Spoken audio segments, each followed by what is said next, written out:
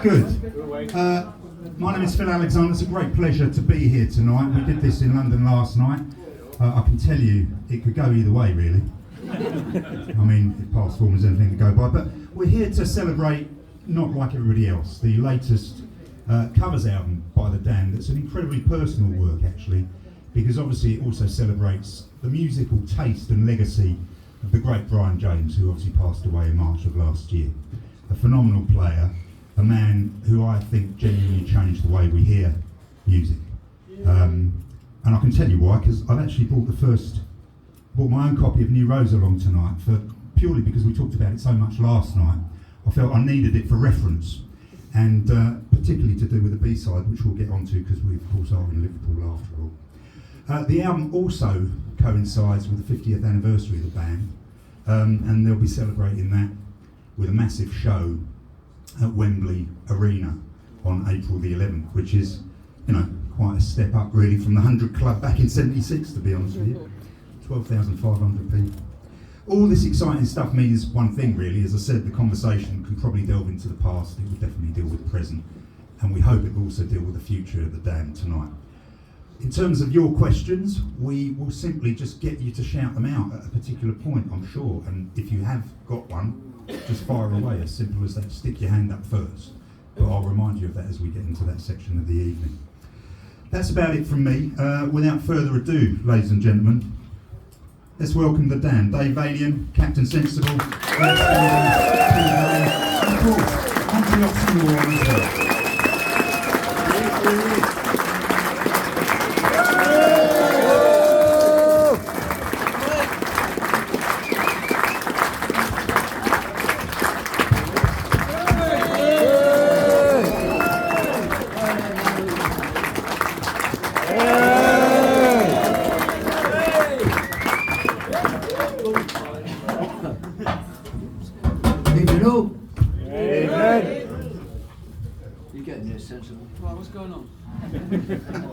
We're doing the thing. Yeah, that's what we're doing. You're doing the thing. We're doing the thing. I was wondering what these holes are for. I realised that they're on the chair. Where is it?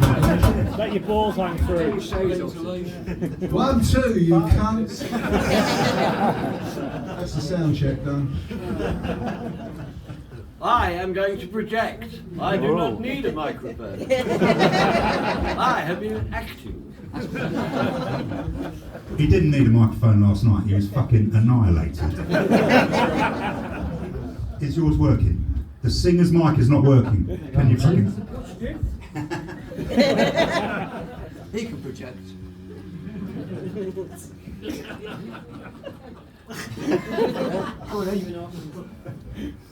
Right. Oops, sorry. God knows what we're doing here. Well, I'll tell you what, I'll try and give some shape to the evening, shall I? Maybe we should talk about the new record, really, because, I did mention it earlier in the sort of vague intro that I did. But not like everybody else. It's an incredibly personal record, as we know.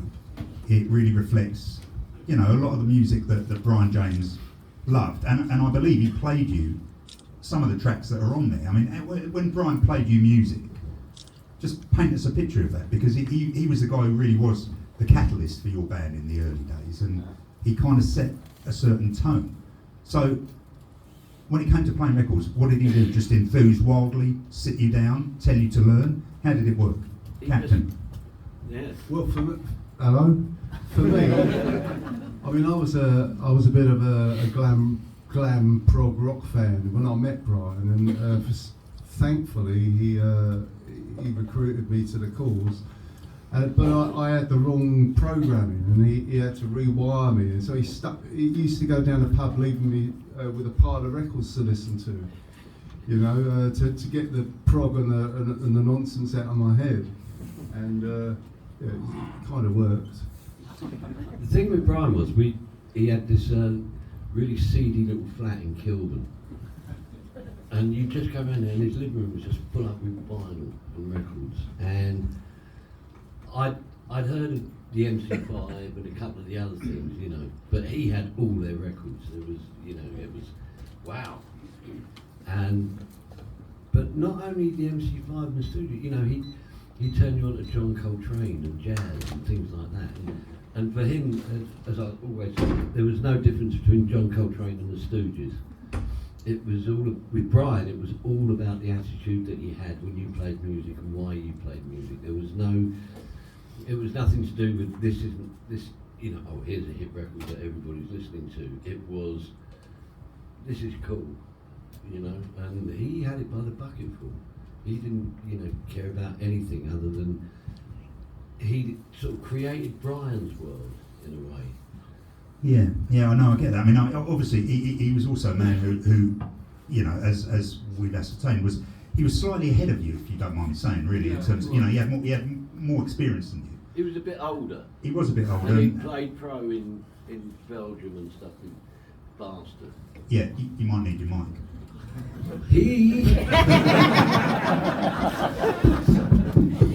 It's going to be a long night. But to be fair, let me ask you a different question about him as well. Because who met him first? You did. And what were your first impressions of him in that case? Because you know he was a very kind man, but he was also quite authoritarian at times. He was the big brother I always wanted.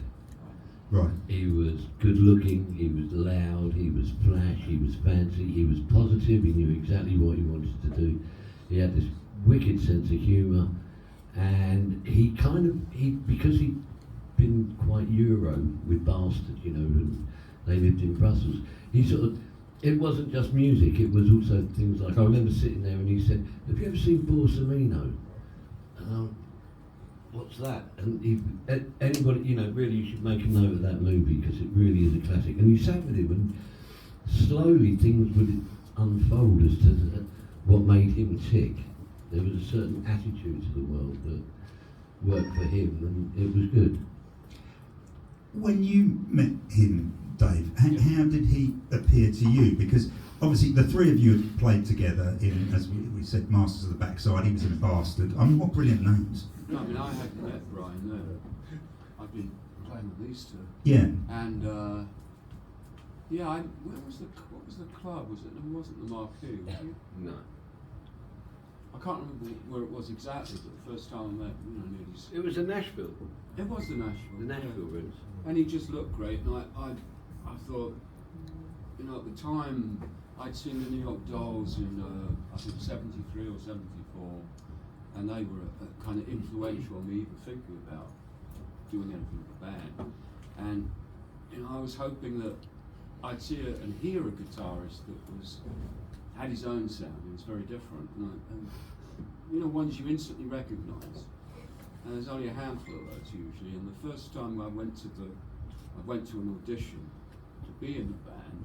You know, he just played things double jointed, fingers moved all over the frets and I thought, yeah. He was double jointed, which was another thing, so his fingers would bend kind Let me of try back it to the wrong him. way.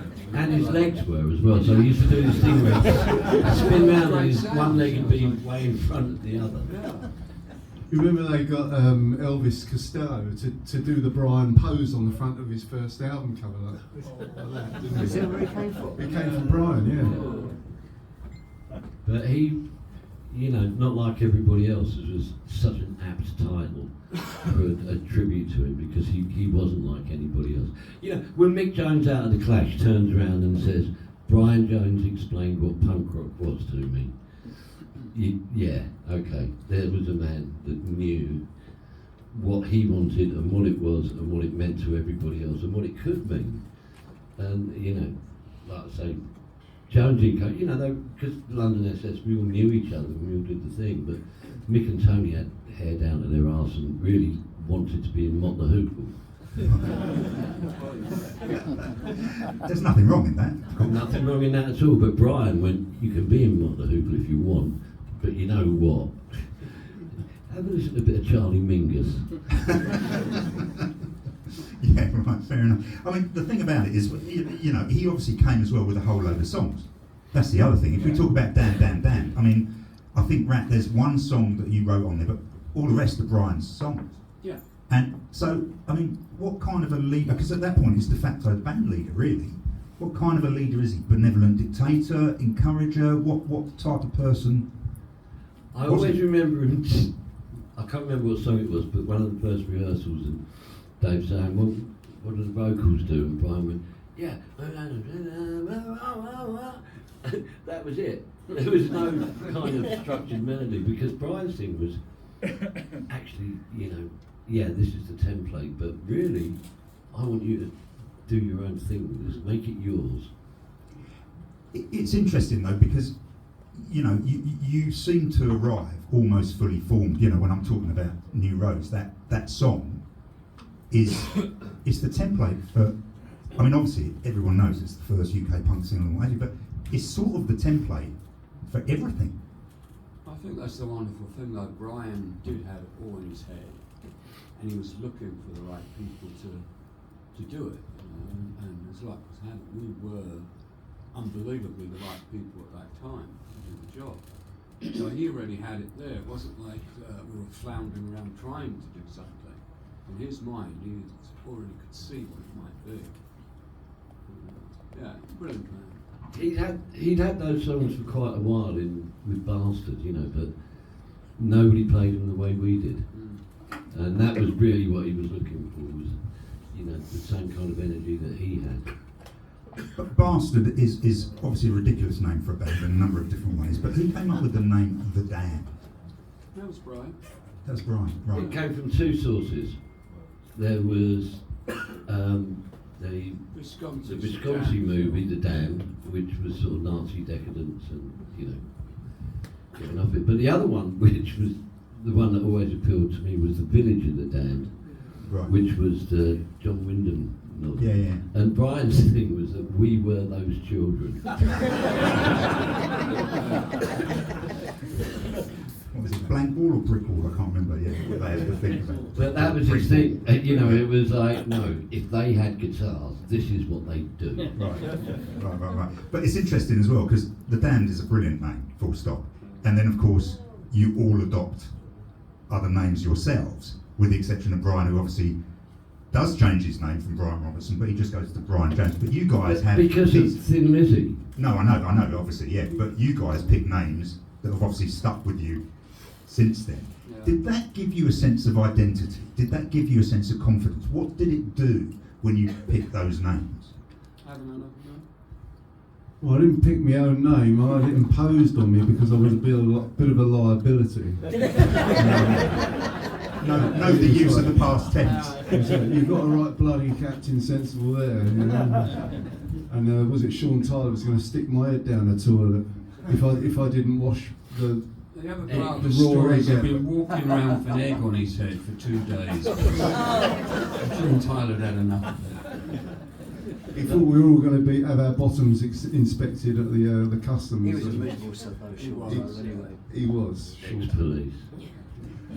But you see, I was a lot more cowardly than the others. And I was like, I was determined I was going to be a drummer, and I thought, well, this punk thing was all right, but it's only going to last a couple of months, and then what am I going to do? So I thought, if I'm Rat Scabies, I can dump Rat Scabies, become Chris Miller, and work in an orchestra. How did that work out for you? Well, as you can see, I'm probably one of the most classically trained. But the other thing was the dole, because we all knew, you could see the Pistols were getting a little bit of press, and you realised that if you had your real name, the dole office would find out. But have you, you know, your classical training aside, have you, do you switch on to different personas because of those names when you're in the Dam, or have you become those personas, Captain? It took me a long time to not kind of be Captain Sensible 24 hours a day, like, you know, 7 days a week and all that stuff. And it was like, it was quite hard work, because there was a lot of drinking going on. And when I learned to be Ray again, you know, and to chill, that was it took me about fucking 30 years or something. Still doing it. Yeah. I remember Lemmy saying, "It's not how much you drink, Captain, It's not what you drink, it's how fast you drink it. Those words. Because I was like, he said, I drink the same amount as you, but I don't do it all in like 15 minutes. I used to end up in the gutter quite on a regular basis. My favourite story about you being pissed. We'd been to the Nashville Rooms to see Dave Edmunds' rock pile, and it was us, Jake Riviera, me and Captain, and it wasn't so much we wanted to see Dave Edmunds and Nick Lowe, it was a Beano for the record company. Anyway, somebody hadn't followed Lemmy's advice. And when we got outside of the gig, somebody ended up in this sort of pile in the gutter by Jake's car. And I said, come on Jacko, we've got to get him home. And Jake went, nah, fuck him, self-inflicted, leave him there. The following morning we're going up to a gig and I'm in the office of the record company and the phone rings and it's Captain. I'm like, where are you? And he said, Rat, I think I died. Why? He said, I'm in heaven. Why? He said, well, I woke up in this room that was just painted completely white with all of these amazing rare guitars on the wall. And I didn't know where I was or anything. And it was Dave Edmunds' living room. He took pity on me. How happy was Dave to see you that morning? You must have been thrilled. Oh, I've got it. Yeah. I mean, moving on to you know the first album as well. There is an amazing thing about Dan Dan Dan. There's a number of amazing things. The sleep. We need to talk about the sleep because the custard pie fight. That was a pie that was it was shaving foam and tomato ketchup. Yeah, I mean, my question was not about the ingredients. It was like, well, it's kind of a bit weird. It was actually Brian's girlfriend at the time, or ex-girlfriend at the time, was Judy working on Nyland. the photo shoot, and she devised this thing to kind of get her own back on Brian. I think we'll take these great photos. I'm going to hit him in the face, but it kind of just went a bit further. But you know what? I think it was that we were so good looking, we could completely rebel against any kind of glamorous image. That's the thing about 76, there were no mirrors. Not for you, anyway, man.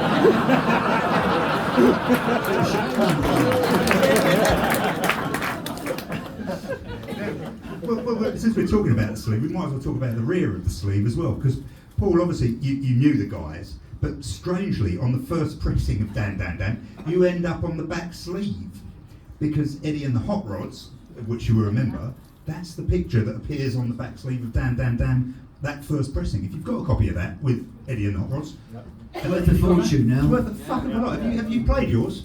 Well, don't do that again. I wish I still had a copy myself.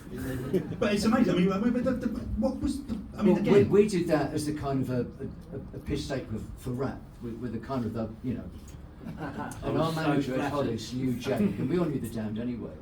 And they kind of just cooked up this thing between us, how be good collectors. I mean, Jake especially was. Well, it kind was of- because they knew it had sold 2,000 Yeah, I mean, copies. well ahead of the curve about collection, all the stiff badges, all the damn badges, and that, you know. yeah. Nobody else was doing that. So it was kind of, this will be collector's item, you know, it'll be. And they kind of foresaw that. Mm. And I think there was, 500 copies pressed up? Something like that, yeah. So they say, but I think knowing in Jake, those probably days about they couldn't 5,000 stop. pressed up. But remember, in those days, when they manufactured vinyl, they couldn't stop the presses. So they couldn't they do went on, 500 went on. copies. I think there was 2,000. Was 2,000, what I was- yeah. But they couldn't. They just put the machine on. It just ran, and when they got to about 2,000, they stopped them. But the great thing about that was the sticker on the back of it that said, you know, I forget, Errata. it said, you've got a copy, I haven't. Yeah, it says It's a erratum. mistake This of it says Dan something Dan. like erratum. This picture has got Yeah. nothing to do with. But really cleverly Yeah. kind of Yeah, thought yeah. out. You know. There was a live picture on the back of that, and when you look at it, you realise Captain is back to the audience. I'm not having that, he said. So they put his face, that's why his Yeah, face is on the monitor. I went down to Paddington Station to the photo booth to get some passport pictures because you couldn't see my face on the front because I was covered with cream and stuff. You couldn't see me on the back because I had my back to the bloody camera. Yeah. So I wanted to show my Auntie Sadie in Glasgow. I said, there you go, Auntie Sadie. I told you I'd make a record one day because I thought that'd be the only one. So at least I had that passport picture on there. Well, there you go. I mean, thank God for that, eh? It's interesting though, because obviously, we could talk about that record till the cows come home, and it's also a record which ends with a cover, which will bring us on to this record in a minute. But before we get into, the Stooges and their influence on you and stuff like that, let's go back to that first single as well, because obviously, the B-side, because we are in Liverpool, we have to talk about Help being the B-side. I'm trying to avoid this because we'll probably not get out alive with bastardising your great section. I don't think they mind. But you know what I loved about that was Brian's way of it just turned that song around. It went from being a love song to being a psychotic, please stop me while you still can. And when he said do it, it was just like, I totally get this. This is funny. And I remember Jake tried to play only half the royalties from the publishing because we played it at twice the speed. And how did that go for him? I don't know. Didn't he have a plan to get in the Guinness Book of Records, the shortest single as well? Because he realised that we did it so fast it was very short. So he thought, well, it might be one of the shortest records, But I don't know if he was always thinking about other. Yeah, they're playing for everything, didn't they? He wanted to make our next single out of licorice, didn't he? So you play it once and then you eat it.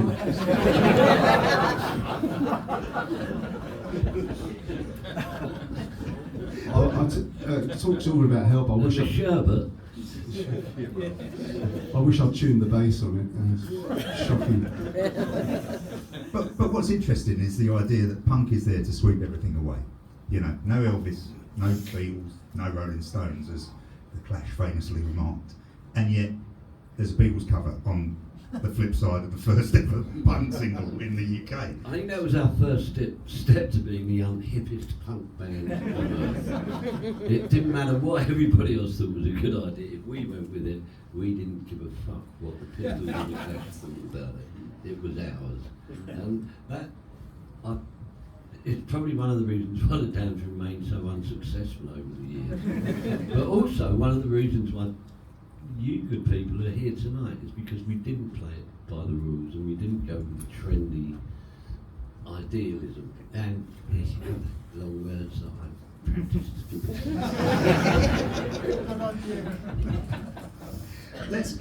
Let's maybe move from that cover version on to talking about this record. So it was done very quickly in 5 days at Revolver in Los Angeles. Just tell us about how you felt at that time, because as we said, it is a tribute to Brian. We've talked about him a lot. I know it came as it was a sad moment in the band's history. So when you convened and you went, we're going to make this record, just tell us about the feelings that were there at the time and what spurred you on, really. Without getting too emo, of course. I cried. You cried? Yeah, a lot. But it was the best thing about it really was that we got to go through all of the artists that we knew Brian loved and had been an influence on him, and we got to decide what we played from those that represented either Brian or ourselves or a part of the thing, and that was, I think it was very emotional for all of us, really. But you were you have to be fatalistic about it. It's happened, he's gone, he's not going to come back, and this is our final goodbye. So what made him tick, and in turn what made us tick. So I don't know, how did you feel? It happened in the middle of a grueling 6-week tour of the States. And we were all scratching our heads thinking, what can we do, some sort of tribute.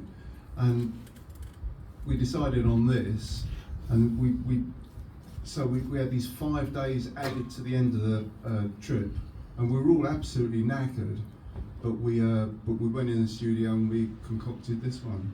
You know, it's for tired as we were, it all came together. You know. But Brian's tastes were so broad that actually it was a lot easier to choose the songs because there was such a wealth of material that we could go with. You know, we left the Charlie Mingus out. I was looking for that version of A Love Supreme, but I couldn't find it anywhere. We did it, but it wasn't really up to it, you know. It's too long. Too long, too transcendental, and not punchy enough. But I think the choice of tracks is really, really interesting. And I think the choice of artists as well. Because I think there's a number of artists there that, you know, you can't have failed to have been affected by. And maybe where we should start, we can't talk about every track tonight, but maybe we should start with, you know, the Kinks themselves, because they're the band who essentially give the album its title. You know, I'm Not Like Everybody Else is a classic Kinks song, as everybody knows. It does sum up Brian, it sums up The Damned in a number of ways, but just tell us, you know, why that tune without me putting words into your mouth. I know the answer, didn't it? Well, maybe. Well, because You Really Got Me was the first record that turned Brian onto playing guitar. Yeah. Right. So nobody wants to try and cover You Really Got Me. Well, people have, haven't they? They have, and what a disaster, apart from the Hammersmith Gorillas, which is a passable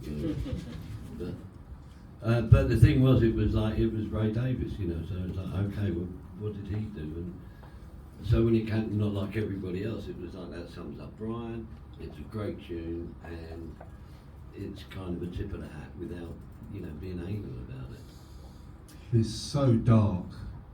The lyric is, you know, it was so dark when Ray wrote it about himself, but when it came to it, he couldn't actually sing it in the studio, so he gave it to his brother, Dave. Dave sang it on the record. Did it? Yeah. I never knew that. And it's a really, you know, he's beating himself up in the lyric, and I thought you did an amazing job of singing that one, Dave. Thank you. I mean, Because it really, it takes a lot of dark. Yeah, you've got to pull it out of yourself. Yeah. But every track, when we were in there, we weren't certain what we were going to do. And we had lots of choices, to the point of sometimes it'd be a case of, what are we going to do now? How about this? How about that? And then we distill it down. This one's perfect. And then we'd have to learn it. And it was like brand new.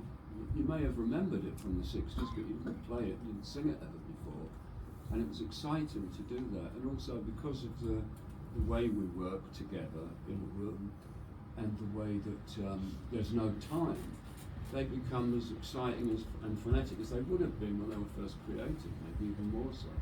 So it was a fantastic way of doing it. I think we all knew the songs in our heads, because we love the songs anyway, but we never actually played them together before. Yeah.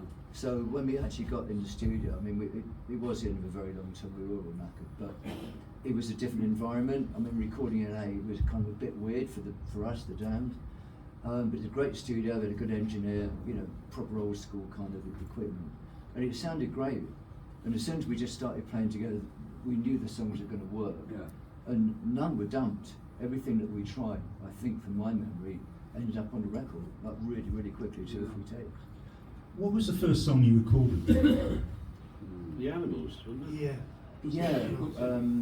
When I was young. When I was young. When young, yeah. Yeah. Eric Burden, yeah. Because I wanted to go home. Yeah. Because we've been spending the day setting up, we hadn't got anything. It was, Yeah, I was that's really right. gutted. Oh, fuck this, come on, let's go back and get drunk. The first day was a bit slow because it was a bit LA, wasn't it, the people that Yeah. work in there. But You'd Captain just said no. You'd ask someone a question and you get a reply 10 minutes later. You know, so it's kind of like, and there's all crackling and It none of the took gear forever worked trying properly. to set up the studio, you know, and all day we thought it's not going to happen. Yeah. Every time you did, it didn't, nothing gelled. But then we got to a point in the evening where we said, well, let's try and do something. Well, it was So when we Captain. come back tomorrow, we know it works. And it's Captain was the one that insisted we recorded one track before we went to the bar. Yeah. And then it was like, it did, because by getting that one down, when we went in the next day, it Yeah. became, oh, hang on a minute, this could work, Yeah. you know.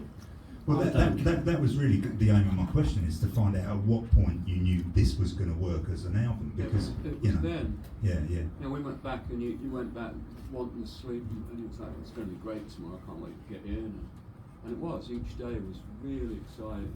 Very hard work. Amazing. You and I were talking before we got out here as well, and you did point out that you approached the songs almost as if they were your songs. Yeah. And I think that's what you get from the record, actually. I don't know how many of you out there have had a chance to listen to it yet, but that's what I get from it anyway. It's not. It is like oddly, it is like a Damned record, and even though those songs are so familiar. But I can't do it any other way. We couldn't do it any other way. It's the just only as way well, this band really, isn't it? works Yeah, is by yeah. making it our songs, you know.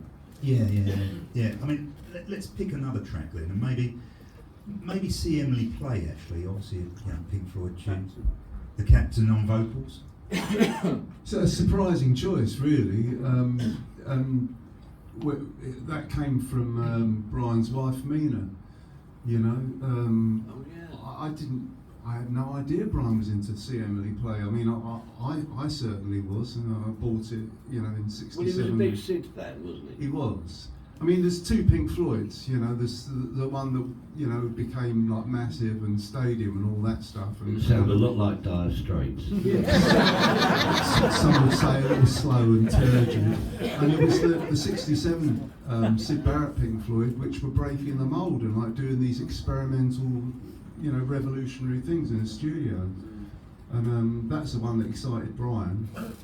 And it turned me on as well, you know. I rang up Mina when we were doing this, and I said, listen, you know, we're working out what's his favourite tunes, what can we take, what can we do? And she said, I don't know, Rat, we just had a big box of 7-inch singles. Every night Brian would come in, we'd have dinner, and then Brian would just pick through and play what he wanted to. And so, you know, she gave us a sort of list of some of the records in that box, but it wasn't like he played the same records every night. It was always the mood he was in, the day he had, and that. And Sid was a really, you know, Sid Barrett was a massive influence on everyone, really. Just, again, it's all about attitude. It's all about the way you approach what you're doing and why it didn't matter. You know, it wouldn't be conventionally seen as something, you know, Well, it even goes back to the album where originally we wanted Sid to produce it. Well, yeah, I was going Never to. happened, so it has all kinds of weird links. You know? Can I just ask you about that then, since you mentioned it? Because the idea of you approaching Sid Barrett in 1977 to produce an album, I mean, that sounds quite mad now, let alone back then. Yeah. For a number of different reasons, obviously. I'm not trying to belittle it, We but didn't to know just how tell. troubled he was at the time. He wasn't. Yeah, apparently he actually was going to think about it and may have done it, but he wasn't capable at that point. He was too strung out. He was, So instead, you ended up in Britannia Row with Nick Mason. With the drummer, yes. Yeah, but Not so. But when the buzzer went, you know, and we heard footsteps in the corridor outside the control room, we thought it was Sid coming down. Yeah. You know, nobody. And then nobody mentioned No, no it. one told Nick, us he Nick wasn't. Mason, Nick We were Mason in walks there in, thinking any moment he's going to appear. and he says, "I'm sorry, Sid's not up for it, but I hope you don't mind if I set the Yeah. controls or whatever." But poor Nick was on a hiding to nothing, wasn't he, really? It didn't matter what he'd have done with that record, he was going to be criticised because Yeah. if he'd have added anything that was like psychedelic or different, they'd said, oh, you changed the punk band and blah, blah, you shouldn't be interfering.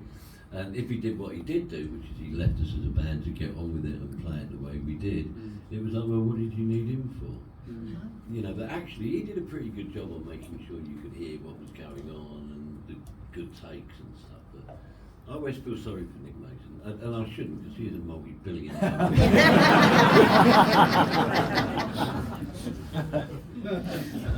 But the thing about Music for Pleasure as a record, right, it's actually one of those records that slightly gets overlooked, in my opinion, because, you know, at the time, I remember thinking, I mean, I still love it now, actually, to be honest with you, not to blow smoke up your arse, you know.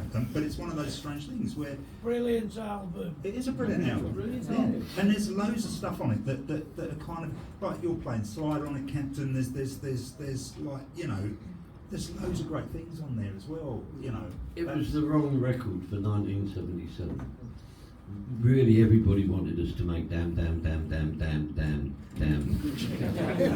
And, you know, and I'm not being detrimental to Brian, but I am. You know, we've been worked too hard, and he, you know, lifetime to write the first album, a month to write the second, and that's what we were suffering from. Brian didn't really have any new material. We didn't have a thing, and you know that kind of left us sort of up in the air a bit. And so the record we make, I think we played really great on it. You know, we got Lou Edmonds in and stuff. He was. Yeah, you got Lou Edmonds, you got Lowell Coxhill Lowell Coxhill. on sax, on, you know, which is just. used to call that his squeaky bonky noise machine. He used to turn up and he would look like a, you know, Oxford Don or something in his tweeds, and he would lay music sheets on the floor and he was doing his, because he did have students and he was doing their stuff while we were playing. There's a hail of beer and spit coming towards him. And then he's suddenly like, around the stage. Do you remember the knitted toys? What's that? The knitted children that he On had? roller Yeah. skates. I've got a photograph of us with Darren, which I remember was the boy knitted child.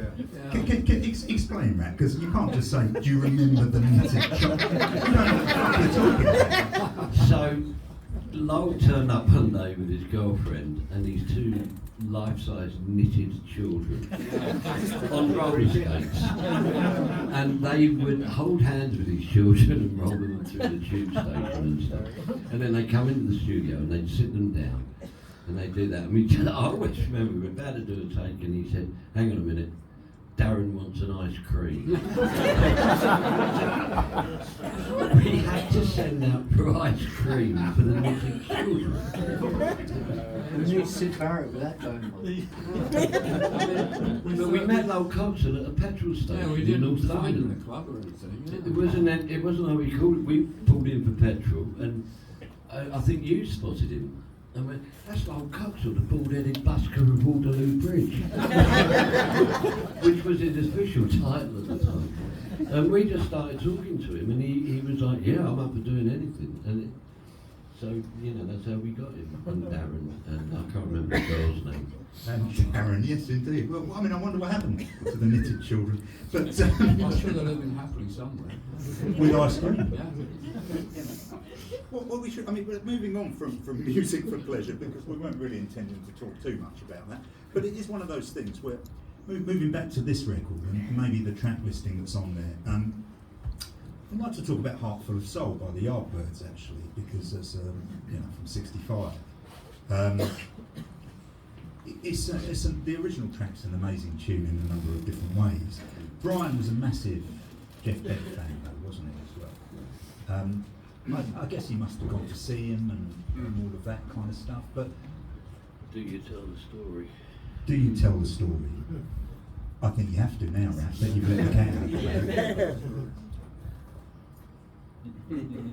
You know what? I'm really not going to, because there was a reason why it never got told before. Yeah. Tell it. First time. No, two. Yeah? One of you can tell it, but I don't feel comfortable because it's I not. think that mystery is an enigma. Yeah, Well, maybe park one that- day. Park that alongside the knitted children. But you're absolutely right. He was a huge Jeff Beck Yeah. fan. He loved the way he played, and that's why we chose that Yardbird song. Was I mean, the thing about it is obviously it's hard not to talk about the guitar players in the Yardbirds because of Clapton, Beck and Page. But I think there's another thing there, and that's Keith Relf, actually. And Dave, I'd like to talk to you about him, really, because I think there's something in Keith Relf's delivery that really is melancholic on a lot of those records, even though, you know, theoretically they're all rave-ups. Yeah. They're not, you know, it's kind of weird. He's There's got something in his voice there, though, isn't it? He's got that kind of gravelly baritone that you just feel when you hear it as a man who's lived something, had some experiences in his life. It's not just performing a song, it's coming from his heart. Heart for soul. but they weren't all songs about girls, which most of the bands where I've met this girl and she's great, she's got lovely eyes. Well, it's because But all what these he bands wrote was were actually done- much more life experience. Yeah. I thought. It's always on your mind when you're that age, isn't it? You're meeting your partner and stuff, or someone who can, I suppose, I mean, how many songs have been written about unrequited love? But even so, you know, Keith Relf is the man who sings Still I'm Sad. And you Yeah. genuinely believe it. Yeah. That's what I mean. Yeah. There was something else going on there that wasn't just commercial. Yeah. Maybe we should move on to you know, the tune that possibly to certain people wouldn't be that familiar, which is the Lollipop Shop tune. You know, You Must Be a Witch. Now, obviously, it's a great tune, 68. You know, Las Vegas garage band. I mean, really, it's sort of, you know, David Rat sort of slightly reminds me of that period when you're doing There's No Madder Than Nightmares, really. It's drawing on that great tradition of US garage punk. Well, for me personally, the music I listened to when I was younger, it was very influential on what came after. And that's, I mean, when I first met Brian, we talked about the MC5 and the Stooges, but then there's, prior to that, these bands that really were, they'd make one or two records and disappear, and they were fantastic. And back then they weren't known like they are now. You know, Lenny Kay hadn't done the whole Pebbles and Nugget stuff. And when I was a kid, I used to listen to an American radio show. I was the typical 60s kid who had a small Japanese radio under my pillow. And at midnight on Friday nights, there was a show that was Wolfman Jack was the DJ. And he used to play garage music, which I'd never heard in England. And all these fantastic bands. Now I'd go, you know, everyone that I knew was talking about Led Zeppelin or Deep Purple, and I'd be talking about Strawberry Alarm Clock and all these Seeds, Shadows of Night. And I go, who? And I was like, even Jim Morrison, the Doors weren't really that big, you know, here at that time. And I think that was the legacy, all this fantastic music. And the great thing about that, over the years, I found that other countries had great scenes back then. So, I mean, Australia has an amazing garage band scene from the 60s. And sometimes Monty digs up things that he gives me. You gave me one from somewhere, Turkish, wasn't it? Greece or something, Turkey. Yeah. Tremendous stuff, still discovering, and it's so similar to punk in as much as they don't really have blinkers on or parameters. They just want to play something, and they'll be out there as far as you can go. And it's tremendous, you know. Unfortunately, when labels get involved, you know, when you get labelled, suddenly you become a smaller thing. It's in a box, and that's, oh, they're supposed to do that. But the whole point of punk for me, the words punk and what it's supposed to be, was there are no rules. You can do anything. It doesn't matter if you're a woman or a colour or who you are.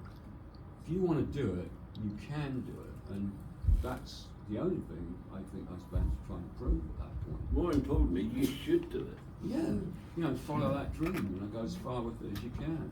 But we wouldn't be here without that. What was I doing wrong?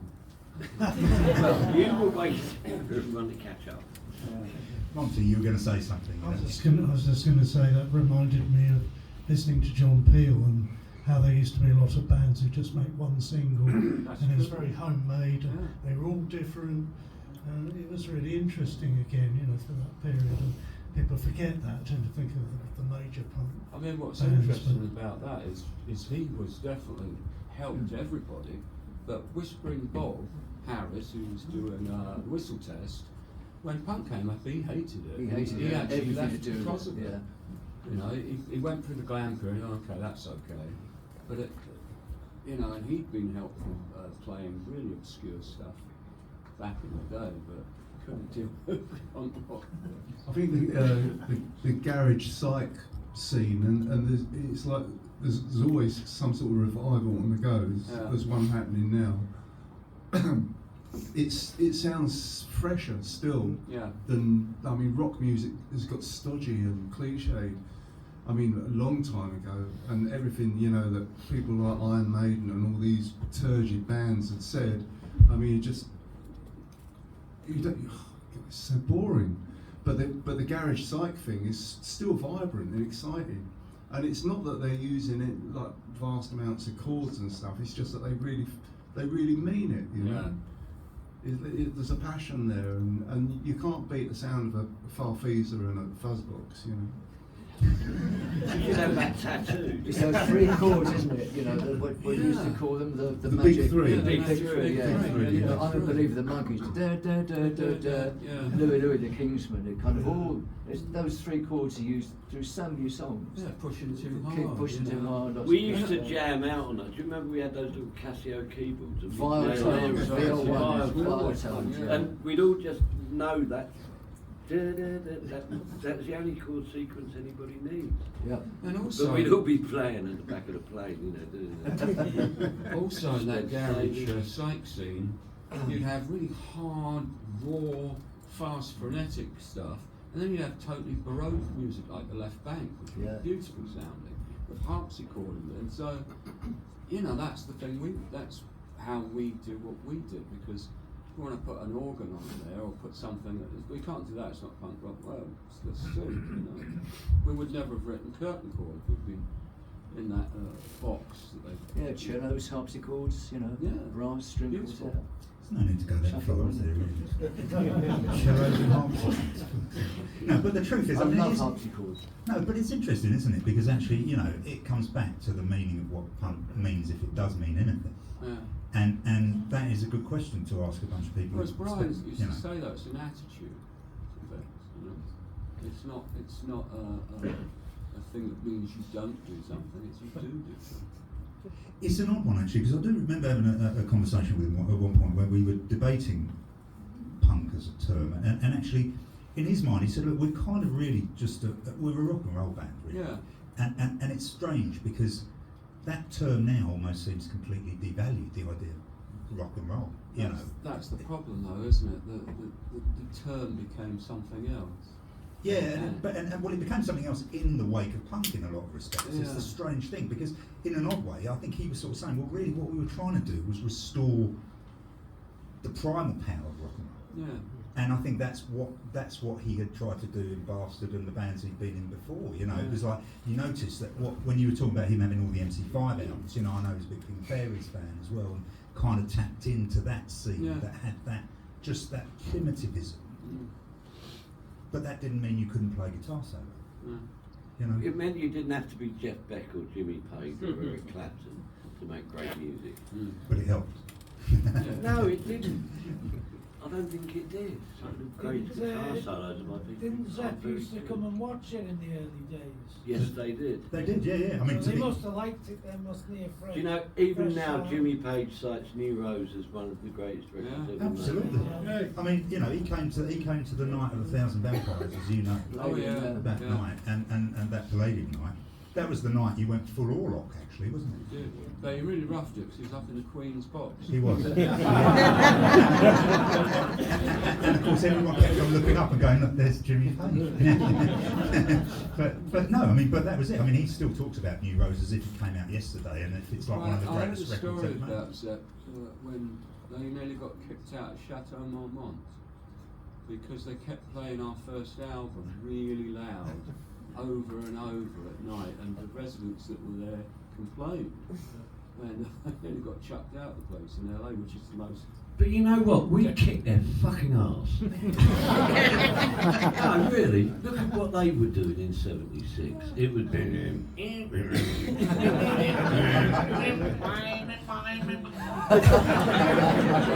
And what they'd become was, you know, every track was 8 minutes long. It all went a bit drab, and suddenly there we were going, "This is 2.5 minutes. Fucking get a load of this." And we put everything into those 2.5 minutes, and it was something that the Zeppelin had lost. You listen to their first records, you can hear that same kind of energy that we had. But by then, they'd lost that. And when we turned up, I think it was a severe reminder to them of what they used to be. But it's interesting as well, isn't it? Because you also went through that period yourselves where you progressed, you became bolder. Well, I think you've got to though. If you just want to do the same thing over and over, that's okay. You know, I'm not against that. I mean, the Ramones made a whole career out of making that certain sound, certain way. That's what you expect. But for me at least, it's always about reaching farther, trying to do more. And if you fail, you fail. But that's, to me, it's the excitement of it all, challenging yourself, you know. And that's why I think over the years this band's sort of thought of as a band where you expect the unexpected. You don't know what will be on the next album or what is. Going back to, you were saying 8 minutes, we did an 18-minute song at Curtain Call. Yeah. At the time when people were expecting our songs to be 3 minutes hard and fast. And, you know, it could have been a kiss of death, but we liked it so much, we knew it was a winner. It's one of the, you know, it's one of the songs that people really wanted. So. But you were always, Captain, very aware of what people expected or the critics were saying about the band.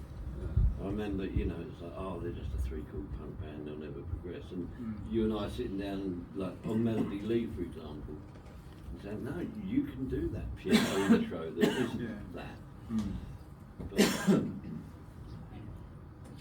But has there ever been a time when you've gone, we've written some, sorry. Sorry, Go on.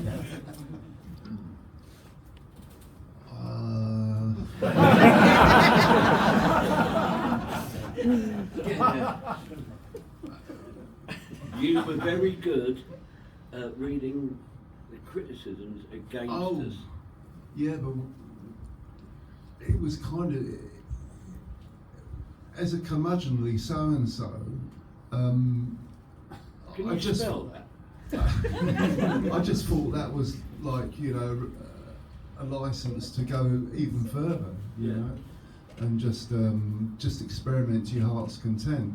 And you know, remember on 13th Floor Vendetta, you know, cavorting around on the grand piano with banging the strings with drumsticks, and I mean, the great thing all back sorts then, of it wasn't you couldn't go to a machine and press a button and there's not a funny sound. So No, we went in, even demoing, we had to create sounds, you know, and we made sounds tearing jeans up and echo, and I used an egg whisk on a conga once with some sound effects, right?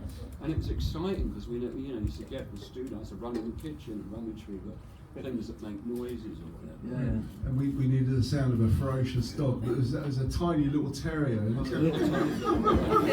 So we recorded it and we slowed the tape down, to half speed. So it was Oh, you've ruined everything. I think that he's hanging off this cloth and I've got him off the ground.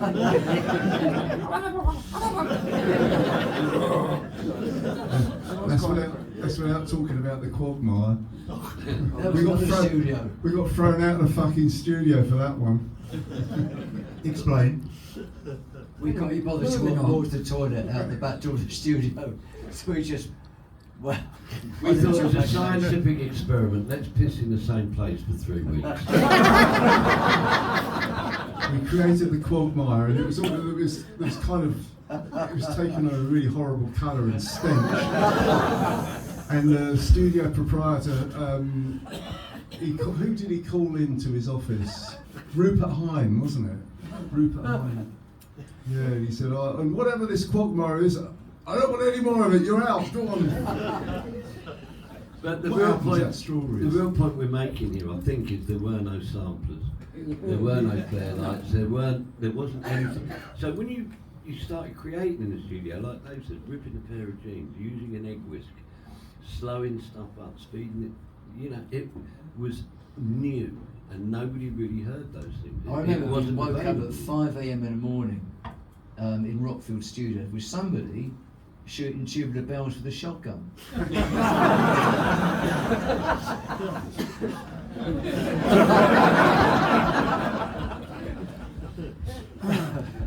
Multiple copies, not just one. I've been advised not to at my lawyer's. Right, I think we should just wrap up talking about this album, then we're going to throw it over to the audience. I mean, obviously, the final tune of the record is The Last Time, which we should just touch on, because actually it's a fitting closer. It's you know, it's Brian is on that track. Yeah. What do you hear when you listen back to that now? It's hard because I hear his humour. He knew it was very likely to be the last time. And why not go out with a touch of irony and a smile on your face? Is that what you all feel? Is that what you all feel? Oh, we have different feelings. I mean, you know, I was hoping that he'd be well enough to do a little bit more afterwards, but you know, he was doing really well, but he was quite fragile on that last tour. But we thought he was on the mend, and he wasn't. And it really was the last time. Indeed, it was. Yeah, but I have to say, it is a lovely final track in terms of the album, and it is great to hear you with him, you know, as it always has been, you know. So there we go. It seems as though we've reached a point where we can now ask the audience to ask a couple of questions. We've got a little bit of time before we move on to what comes next. So I don't know if anybody's got a question. We're not going to pass a mic. We're simply going to ask you to raise your hand, and then if I point at you... Please, come back. Captain always gets worried about audience questions, because last night somebody asked him questions about architecture. So, what's your name? My name's Lisa. Lisa, right. So I just wondered, on the new album, is there anything that you wanted on it, each of you individually, that didn't make the cut? No. I don't think there was in the end, really. There were considerations. As I said, there were more songs than you got to hear, but we distilled it down to, I don't think there's anything we would have put on which is, in our view, this time, certainly perfect. You know, We were gonna thinking about doing a Pink Fairies track because Brian liked the Pink Fairies, as did I. You know, they were fairly anarchic, the kick-ass band in the mid-70s, and there wasn't a lot of that going on in Britain. I remember one gig in particular at Croydon Graham where they had two drummers and one of them was more stoned than the other. And they had an argument and they actually had a punch up on stage. I thought, fuck, you know, that's the sort of band I would have been. And oddly, what Pink Fairies track was it going to be? Do It or The Snake. The Snake. Yeah. Either one of those. Blinding. It's a fantastic song. So It is. there was that one. Gentleman here. So I've seen his first in '77 with T-Rex. So what did Brian think about Mark Bolan's guitar playing? What do you think about Mark Bolan's guitar playing? I never told me. Did he tell you? No, Mark was playing great on that tour though. I mean, he was doing blistering versions of his songs, and he'd ramped up the tempos as well to match what was going on in Britain at the time. So was I mean, what I'm saying was like one of Brian's heroes, if you like? No, I don't think. I don't think so. No, I think Brian had an enormous respect for the fact that Mark took his own direction with what he did musically. I don't think there was no similarity in the way they played, but I think Brian got the fact that Mark, kind of carved out his own little guitar empire. If you know. The incredible thing was Mark didn't treat us like a support band. He took us out on his bus. You know, he didn't charge us. You know, and there was no kind of rock star kind of treatment or anything like that. And he used to do his own sound, which was the weirdest thing. He'd get to the sound check, and Mark would be behind the desk out front doing the EQing and getting the tones together. Yeah. And I always remember him. And he goes up and he plugs the guitar, and then the other guy comes and takes over, and he starts doing all this sort of fancy guitar work. And he says, "See, Jimmy Page, just a box of tricks." I can do that. He was one of the loveliest people. He treated us so well.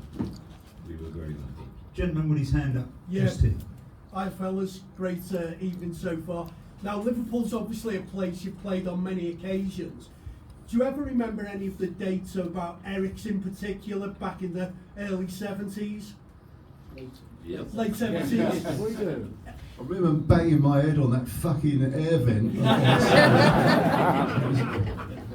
remember We put When- our vent there. When we first started, it must have been 76, 77, and a gang of bikers came down to check out punk rock. And most of the audience were about 18, 19, and these big blokes turned up. And they jumped up on the stage and started kind of jumping around and doing the thing. And the bouncers came down to throw them out, and this huge fight broke out. Actually, do you remember the stage there? It was really long. Along one side, it wasn't touching one end, it ran the whole length of the bit.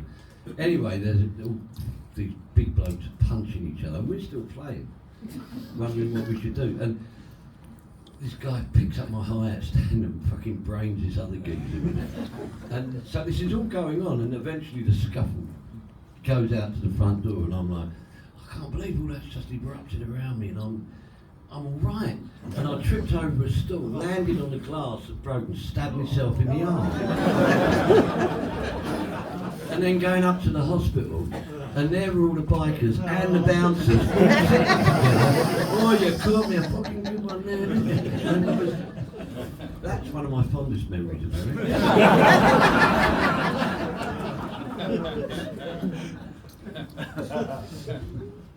Right, we've probably got time for gentlemen. Boys, are you going to be playing Blackpool We just done it. Rebellion Yeah. in August? We did it last. We did Yeah. it last I week. don't This think year? I'm doing it this year. Yeah, you don't do it 2 years running. So you're not doing it? No, I don't do it. Why not? It'll be It's the next year. 30th anniversary. It's just really difficult to get to. It'll be next year if we live that long. Don't say that. Right, That one gentleman one- there had one more question. Lots of tours you guys have done. What's your top 3 support bands? What bands that have supported us? That's Support pretty you. three support Difficult. bands, The Nightingales. yeah. Nightingales are fun. There was the Snot Gobblers. I like the league, Antinoa League. Really, for me, it goes down the Adverts, the Ruts, the Andy Nowhere. And the Rats, yeah. They, off the top of my head, they were the 3 people. But we've had some other great bands, but they're the easiest to remember. We were just talking about Zombina and the Skeletons backstage. Yeah. How about the Stones were good? They're sensational. All right. Well, look, I think where we are now is quite possibly a point where we just need to ask you guys about the future. Obviously, you've got a show in Manchester looming. It's actually a show where you're being paid not to play any damn songs. You're playing a cover set. So what can people expect from that? Because somebody seemed to be a bit mystified. Are you just going to play this album and that was going to be like a 30-minute set? That's it, yeah. Fuck 'em.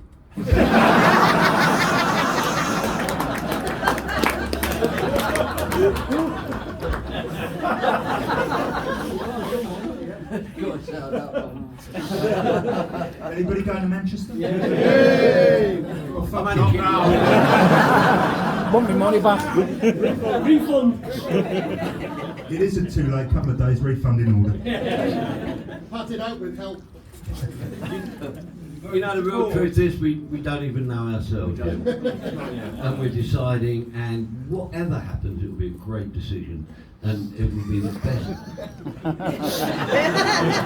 There's a man who So makes what's that so many question? brilliant decisions. Is the new album available online? Yes, I think it is. What support bands playing? What they call that moddy one with the gold bass player? Molotovs.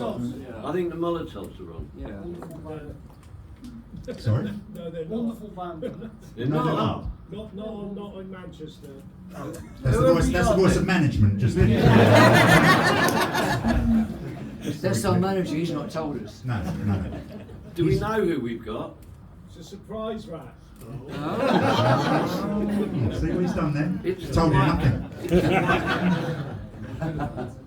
But after Manchester, obviously, once you get through the half-hour set, what are the plans after that? Because will there be any? Half an hour, it's a long time.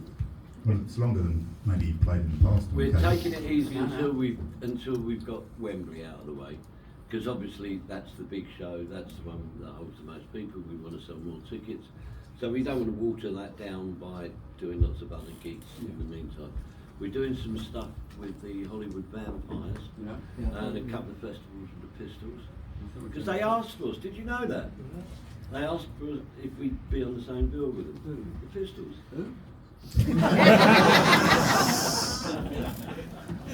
Not a big fat bloke with a guitar. The clumsy one. He broke his wrist coming out of the football. You're going out with Alice Cooper as well. Yeah, in Europe. we're doing Alice Cooper Yeah, and the Hollywood Vampires and some others. And hopefully, he says with bated breath, we're going to make an album with this.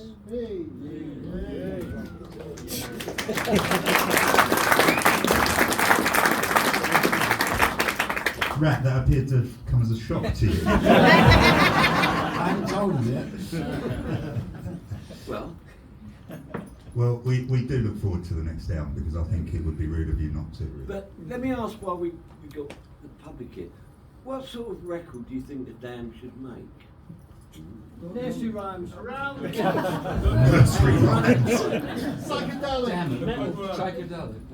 Like Dark Asteroid. Punk rock. Back to basics. Oh, it's a divided opinion. Psychedelic or back to basics? Psychedelic punk rock is really what I'm hearing. How unusual. A psychedelic punk rock album by the Damned? No. A square package. I think what we should. Punk rock. Instead of strawberries, you know where we made it smell What of is punk rock strawberries? though? What? Yeah, what is it? A way of What life. is it to you? Noi. That's just noise, flushing a toilet or something. No, Then you say crowd pop. Noise, Yeah. noise. That's the that's your punk rock single. We did Hallow Gallow, that was Dark Asteroid, that's 14 years Yeah. old. Yeah, that's got that itch scratched. Oh, I thought that was wonderful. But, you know. Fantastic. But we move on to, you know. Do you think we could get adventures. LSD on the inner sleeve so they could Scratch and sniff. It worked for strawberries. How would you do it? Surgic acid diethylamide. So there will be a new album, and it will be a mixture of psychedelia, punk rock, and maybe some back to basics with some frills. Maybe. Probably not. Probably none, people. Could expect the unexpected, I don't know. And I'm making the damn thing. Exactly. But that's the thing about being creative and having ideas, isn't it?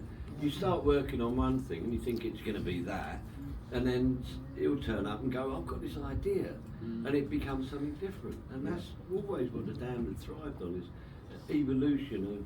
Yeah, we never knew what we were doing when we made any of the records, and if someone had a good idea that worked, that was it. It was in. And that's, you know, kind of how we should carry on. I think if we're going to do that, there are no rules, and you know, like I say, you leave your ego at the door. And if somebody comes up with a better idea than you, or an idea that works just as well within something that you've already imagined, then don't be afraid to go in a different direction. You know, change horses halfway through. Why not? It hasn't always been that way, though. There have been disagreements, haven't there? And yet now it seems, looking at it from the outside, you're in a really good place, and actually you're in a really good place with each other as well, which is really, actually, without sounding like a complete tool, really lovely to see, actually. It's good to see. Yeah. I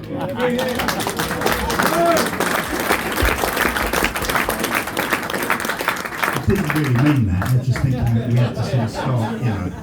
You should see them backstage, like fucking. But anyway, no, but it is great. It is great, and I think from everybody here, we wish you really well with making a new album. And I think it is really important for you guys to make one, because I don't think it's quite the end yet, despite, you know, the last time, as it were.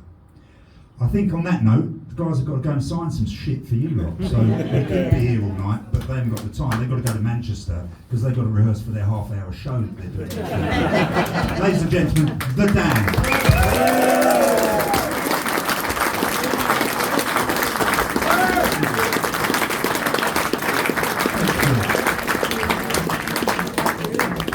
Good Alexander, thank you.